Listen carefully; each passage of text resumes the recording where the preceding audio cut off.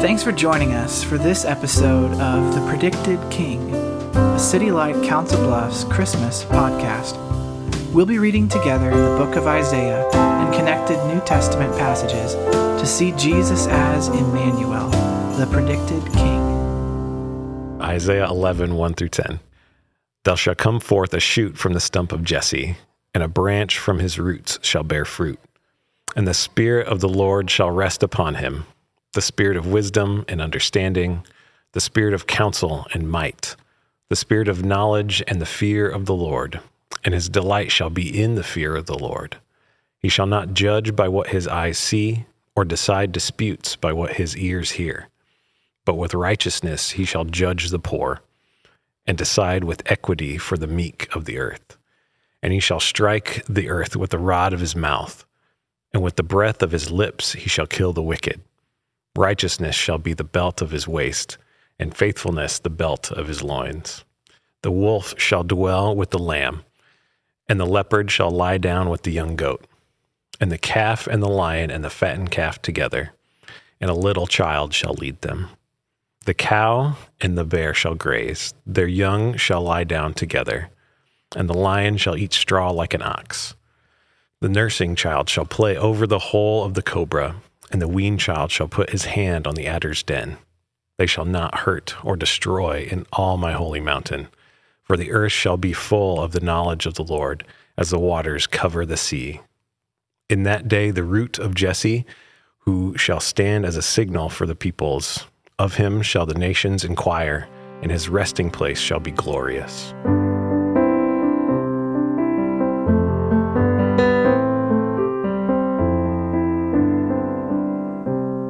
This prediction of Isaiah begins and ends with a name we can easily overlook. Jesse. Verse 1 says, "There shall come forth a shoot from the stump of Jesse, and a branch from his roots shall bear fruit." Then at the end, verse 10, "In that day, the root of Jesse, who shall stand as a signal for the people." Isaiah is predicting the roots of the coming Messiah, and his roots trace back to this Jesse guy. Jesse is the father of the famous king David. David was the most famous king in Israel's history, beloved by his people, an incredible warrior and leader, a king like no other. Even today, David is a common name, an honorable name. David was the famous poet who wrote many of our psalms. David was the shepherd boy who took out Goliath with some stones and a sling. David was, is, and always will be incredibly famous and well-known and dearly loved. So it's odd that Isaiah doesn't say, "There shall come forth a shoot from the stump of David." Why didn't Isaiah use the name of the famous king? I think it's because Isaiah wants to remind us of the humble roots of David. The story's told in 1 Samuel chapter 16. When it was time to anoint one of Jesse's sons as king, no one, including Jesse himself, would have ever thought it'd be David. Jesse figured it'd be one of his older sons, one of his stronger sons. Jesse looked on the outward man, and so Jesse gathered all his sons but one, so that God's prophet could come, look at the lineup, and identify God's chosen king. Jesse gathered all the strong sons and left out the weak son.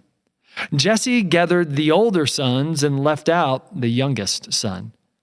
The weak son, the youngest son, the smallest, the kid left out on the backside of the hills tending some sheep, that son was David. David's beginnings were humble, small, hanging with some animals, almost forgotten.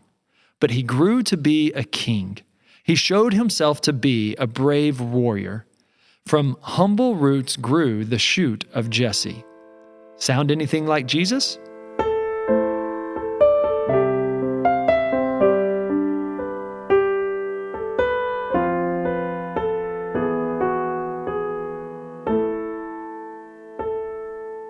Psalm 72, 1-20.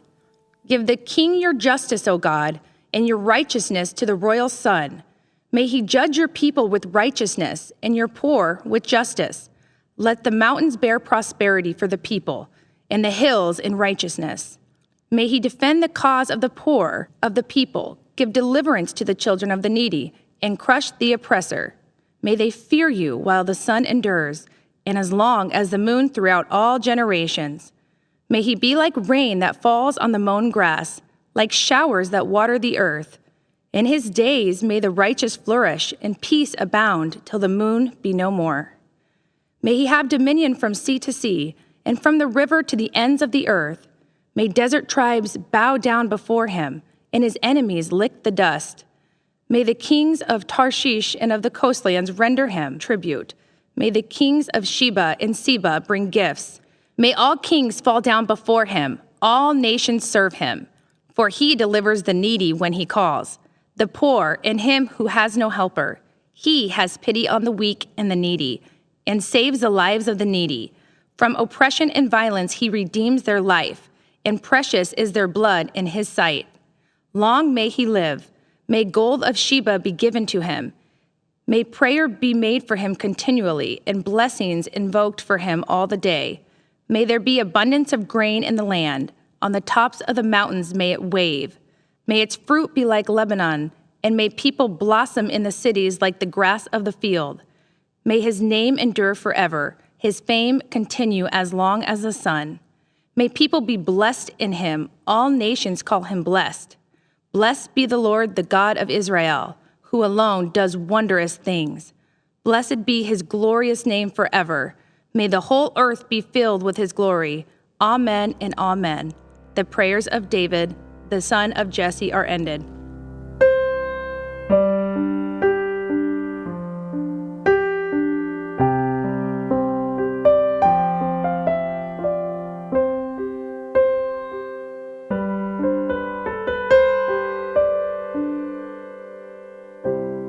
In our Isaiah reading today, we notice that the shoot of Jesse came from humble roots. King David was least, almost forgotten. But the shoot of Jesse grew into a strong tree, reigning as a beloved king for his people. Now in Psalm 72, we just heard a poem prayer of King David written late in his life. It was a prayer he wrote for his son Solomon, who was about to become king. And in this prayer for a king, we hear many of the same words that Isaiah predicts for the Messiah, for Jesus. David prays, "Give the king your justice, O God." And Isaiah predicts the Messiah will judge with fairness. David prays, "Give the king your righteousness." And Isaiah predicts the Messiah will wear righteousness as his belt. David prays, "May he defend the cause of the poor of the people, give deliverance to the children of the needy, and crush the oppressor." And Isaiah predicts, with righteousness, the Messiah shall judge the poor and decide with equity for the meek of the earth. The king that David prayed for is the king that Isaiah predicts. And his name is Jesus. Emmanuel, God with us. Jesus is the king who rules with perfect justice. Jesus is the king who judges with integrity and fairness. Jesus is the king who wears righteousness as his belt. Jesus is the king who defends the cause of the poor, gives deliverance to the children of the needy, and crushes the oppressor. This Christmas, as you consider how to be generous, how to serve the poor, how to seek out and serve the children of the needy, remember the baby born in a manger, the Messiah King who loves the poor because he was poor. Remember King Jesus who judges with integrity, fairness, kindness, and generosity. This Christmas, let your love for the poor remind you of his love for the poor, our King Jesus.